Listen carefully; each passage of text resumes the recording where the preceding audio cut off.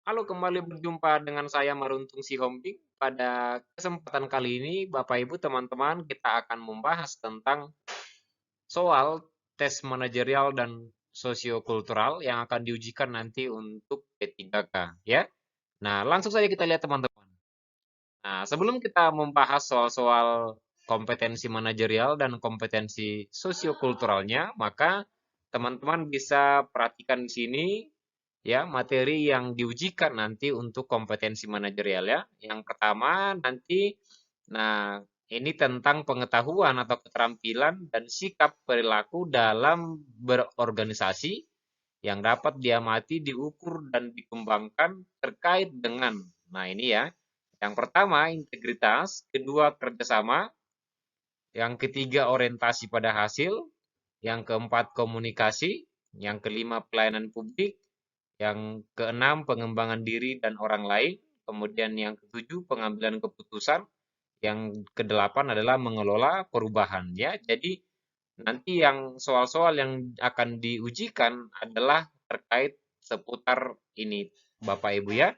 Nah, nah kemudian untuk kompetensi sosiokulturalnya ini tentang pengetahuan, keterampilan, dan sikap perilaku dalam berinteraksi dengan masyarakat majemuk dalam hal agama, suku dan budaya, perilaku, wawasan kebangsaan, etika, nilai-nilai, moral, emosi, dan prinsip dalam peran pemangku jabatan sebagai perangkat bangsa yang terkait dengan, nah ini ya, yang pertama, kepekaan terhadap perbedaan budaya, kemampuan berhubungan sosial, kepekaan terhadap konflik, pengendalian diri, dan empati ya. Jadi teman-teman ini adalah materi-materi nanti yang akan diujikan untuk kompetensi sosio-kulturalnya ya. Oke, langsung saja kita lihat teman-teman. Nah, untuk rencana tesnya ini hanya sekedar gambaran saja untuk teman-teman semua, Bapak Ibu ya. Jadi nanti untuk kompetensi manajerial ya tidak ada nanti istilah benar salah ya, tapi dari semua option yang akan diujikan itu nanti punya nilai gitu ya, Bapak Ibu ya. Kemudian kompetensi sosial-kultural juga seperti itu. Nanti tidak ada benar salah, tapi nanti setiap option A, B, C, D, E ini ya punya nilai ya. Sama dengan waktu saya mengikuti tes CPNS untuk tes kepribadian, TKP, di situ tidak ada istilah benar salah, tetapi nanti ada nilai maksimal setiap pilihan ya. Jadi itu yang perlu diperhatikan.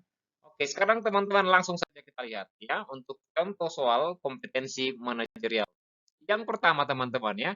Nah, Anda adalah karyawan yang memiliki kompetensi di bidang tertentu dan dipercaya untuk memimpin tim yang kurang produktif.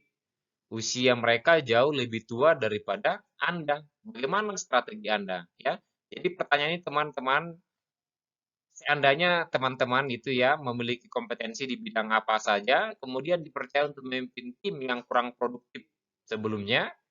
Nah, persoalannya di sini adalah usia mereka lebih tua daripada Bapak Ibu semua ya, daripada teman-teman ya. Apa yang akan kita lakukan ya? Bagaimana strategi yang harus kita lakukan ya? Jadi teman-teman yang pertama untuk mengerjakan soal ini adalah kita harus membaca semua optionnya ya.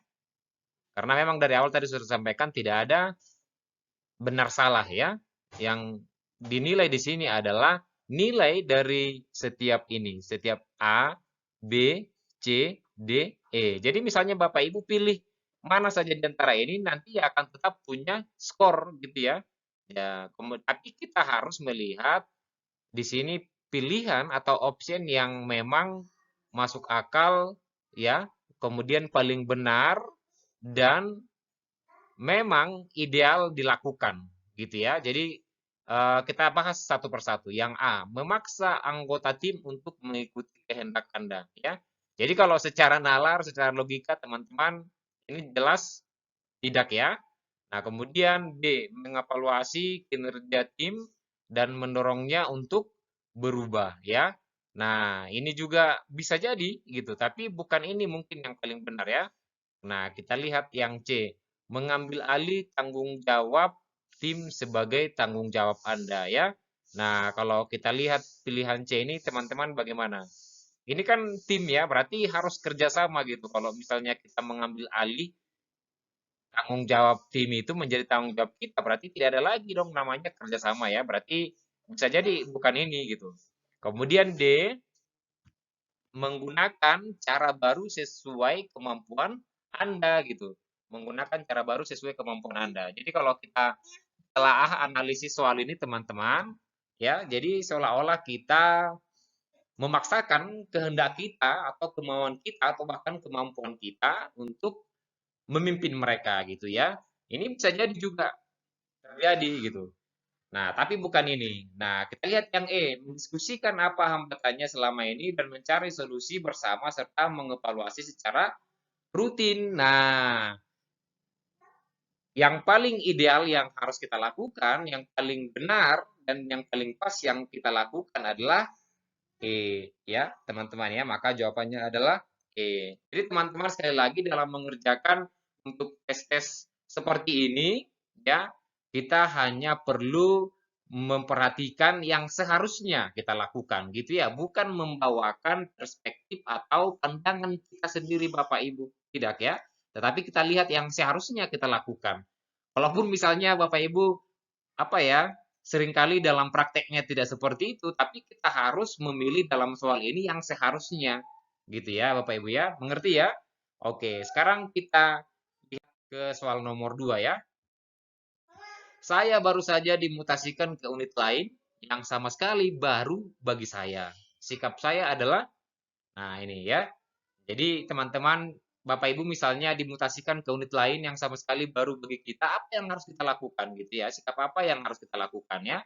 Nah, cara yang pertama teman-teman seperti yang awal saya katakan, kita harus baca optionnya dulu ya.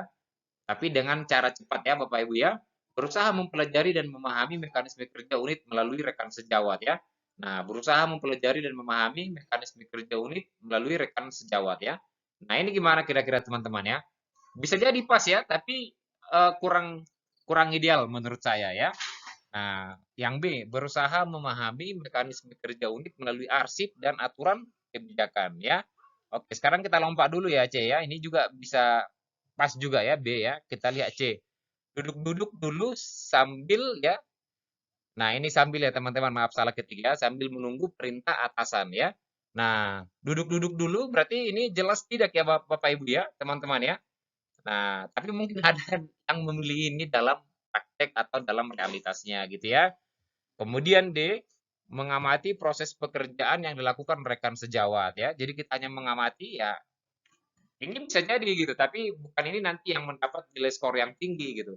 Kita kan di sini mencari nilai yang skornya paling tinggi ya di antara opsi atau pilihan ini.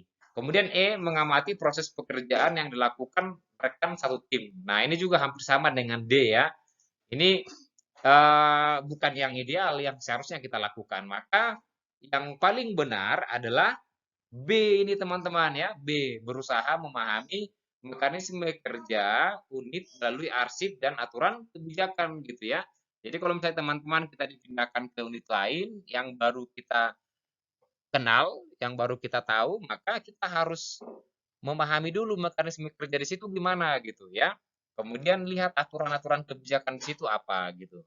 Jangan kita memaksakan kehendak kita untuk melakukan kerja di unit yang baru ya. Kemudian kita lihat teman-teman soal yang nomor 3 ya.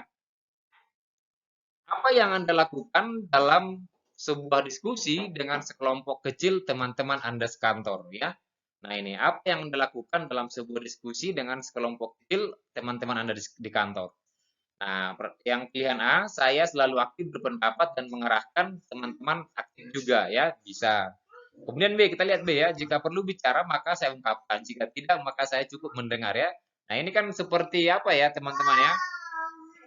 Kita dipaksa eh, mengirit bicara gitu ya, mengirit bicara. Padahal sebenarnya kalau kita tahu, kita anggap itu benar, maka bisa kita ungkapkan dengan bahasa-bahasa yang santun gitu ya. Nah, kemudian jadi kalau menurut saya B ini kurang pas ya. Kemudian C, saya menjadi pengamat sejenak, kemudian aktif berpendapat. Jadi ada yang hanya dia diam dulu, setelah dia lihat dia mati mungkin teman-temannya, baru dia berpendapat. Ada juga yang seperti itu, teman-teman. Nah, kemudian yang D ya, saya lebih banyak diam dan berbicara seperlunya, ya. Nah, padahal teman-teman kalau kita diskusi kan harus bebas mengeluarkan pendapat kita, ide atau gagasan, ya, teman-teman. Kemudian saya aktif berpendapat dan mengerahkan teman-teman untuk mengikuti pendapat saya, ya. Nah, ini juga kurang pas teman-teman karena apa? Karena di sini kita mengarahkan teman-teman untuk mengikuti pendapat kita gitu. Jadi kurang pas ya kalau kita untuk mengikuti sebuah diskusi. Maka yang paling benar adalah teman-teman ya, saya selalu aktif berpendapat dan mengarahkan teman-teman aktif juga gitu. Itu yang seharusnya kita lakukan. Ya. Bisa teman-teman ya. Kemudian kita lihat untuk oke, sekarang kita masuk untuk contoh soal kompetensi sosiokulturalnya ya. Nah, yang pertama teman-teman di sini saya diutus mengikuti suatu diklat ya oleh panitia penyelenggara. Kemudian saya ditempatkan sekamar dengan orang yang tidak saya kenal yang berasal dari kota lain. Sikap saya adalah, nah ini ya, jadi ini nanti terkait dengan kebinekaan, kemudian tentang wawasan kebangsaan, tentang pluralisme ya. Nah, pilihan A menerima aturan panitia gitu ya. Kemudian B mengajukan keberatan tetapi akhirnya menerima aturan panitia. Menurut teman-teman gimana kalau kita pakai nalar kita yang pilihan B kurang pas ya. Kemudian C mengajukan keberatan dan minta ditempatkan dengan minimal orang yang dikenal. Wah, ini bisa gawat teman-teman ya.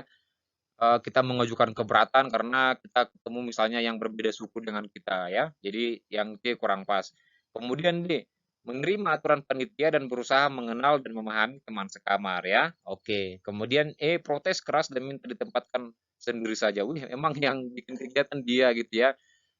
Menurut teman-teman mana yang paling benar? Iya, yang paling benar adalah D ya. Jadi menerima aturan panitia dan berusaha mengenal dan memahami teman sekamar ya. Oke, kita lanjut teman-teman. Ketika banyak anggota tim kerja Anda yang berbeda suku dengan Anda, maka Anda akan nah ini ya. Jadi kalau misalnya kita punya tim kerja yang berbeda suku dengan kita, apa yang kita lakukan ya, teman-teman? Yang pertama pilihannya di sini waspada dalam bersikap. Wis, waspada macam itu gimana ya? Kemudian B, bersikap toleran dan menghormati mereka. Oke ya. Kemudian C, khawatir jika ucapan Anda dapat menyinggung mereka. Ini bisa juga ya. D, meminta atasan untuk memindahkan Anda ke tim kerja yang lain saja. Wah, ya. Ini juga masalah ini karena dia nggak bisa bekerja dengan yang berbeda suku dengan dia ya. Jadi yang D ini kurang pas. E, menjaga jarak dengan mereka. Ini juga jelas ya. Jadi menurut teman-teman mana yang paling pas? Ya, jadi yang paling pas adalah ini ya, bersikap toleran dan menghormati mereka gitu ya. Jadi kita harus memiliki sikap toleransi dengan yang berbeda suku, berbeda agama, bahkan berbeda ras dengan kita teman-teman ya. Oke, lanjut untuk yang berikutnya. Dalam situasi terjadi perdebatan karena perbedaan pendapat. Biasanya saya, nah gini ya teman-teman, kita lihat pilihannya A, berusaha menengahi agar perbedaan tidak terjadi berkepanjangan. Oke, bisa jadi ya. Kemudian B, memihak dengan orang yang sependapat dengan saya. Ini kan artinya kita apa ya, tidak netral ya. Padahal kita kan harusnya kita harus netral dalam sebuah perdebatan ya. Kemudian C, meninggalkan ruangan karena saya tidak tahan mendengar perdebatan ya. Ada yang seperti itu teman ada, tapi bukan ini ya. Bukan ini yang seharusnya. Kemudian D, berusaha memahami kedua belah pihak. Belah pihak ini ya teman-teman, salah ketiga, mengapa terjadi perdebatan ya. Nah, ini bisa jadi ya, teman-teman. E, diam dan mengikuti proses perdebatan sampai selesai. Menurut teman-teman mana? Apa sikap yang harus kita lakukan kalau terjadi perdebatan karena perbedaan pendapat teman-teman? Nah, yang paling tepat adalah ini ya, berusaha menengahi agar perbedaan tidak terjadi berkepanjangan, teman-teman. Jadi kita harus bisa menjadi netral di situ ya, supaya perdebatan itu tidak berkepanjangan, bahkan tidak menimbulkan konflik di antara mereka. Yang dia juga sebenarnya bisa teman-teman berusaha memahami kedua belah pihak mengapa terjadi perdebatan gitu. Tapi kita di sini kan hanya memahami. Jadi bisa jadi nanti skornya ini hanya 4 saja, tapi kalau kita pilih A, berarti kita sudah dapat skornya 5 teman-teman. Jadi oke teman-teman, itu yang bisa saya bagikan untuk kita, cara membahas soal-soal untuk sosiokultural dan manajerial. Mudah-mudahan bermanfaat. Nanti teman-teman di akhir channel ini untuk like, subscribe, dan komen. Terima kasih.